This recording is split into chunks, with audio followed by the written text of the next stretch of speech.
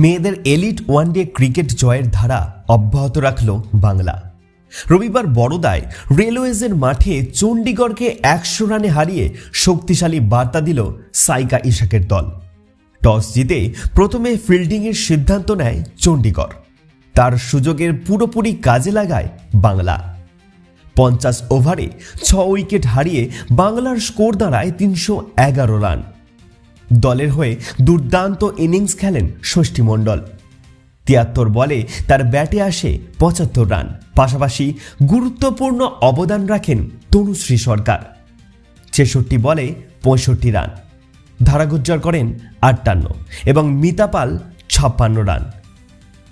চণ্ডীগড়ের হয়ে আরাধনা Bista O P Guleria নেন 2টি করে উইকেট। 312 রানের লক্ষ্য পূরণ করতে নেমেই চাপে পড়ে চণ্ডীগড়। নিয়মিত বিরতিতে উইকেট হারিয়ে 50 ওভারে তারা থামে 8 উইকেটে 211 রানে। দলের হয়ে সর্বোচ্চ 44 রান করেন তানিয়া ভাটিয়া। বাংলার বোলিং আক্রমণ ছিল কার্যকর। সাইকা ইসাক ও বিদিশা দে নেন 2টি করে উইকেট।